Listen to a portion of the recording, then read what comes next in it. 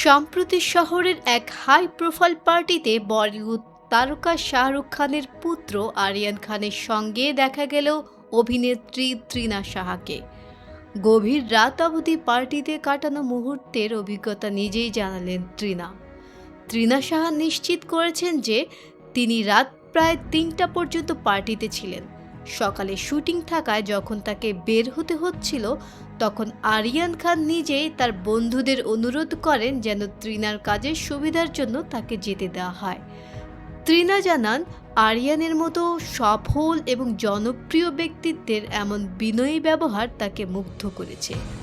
অভিনেত্রী আরও বলেন, আরিয়ান প্রায়ই কলকাতায় আসেন এবং কেকেআর সংক্রান্ত সমস্ত তথ্য তিনি মাথায় রাখেন। তিনি নাকি উল্লেখ করেন তার বাবা শাহরুখ খানের মতো অতটা ব্যস্ত নন বলেই কেকেআরের খুঁটিনাটি তিনি মনে রাখতে পারেন।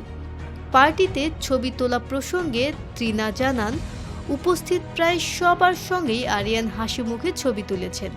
যদিও তার ম্যানেজার তাকে বারণ করেছিলেন। আরিয়ানের এই সহজ এবং ভালো ব্যবহার বিশেষভাবে উল্লেখযোগ্য বলে মন্তব্য করেছেন অভিনেত্রী। শাহরুখ খানের বরাবরই ভক্ত তৃণা সাহা। গভীর রাতের পার্টির পরেও পরদিন সকালে তার টপ রেটেড সিরিয়াল পরশুরাম আজকের নায়কের শুটিংয়ে অংশ নেন।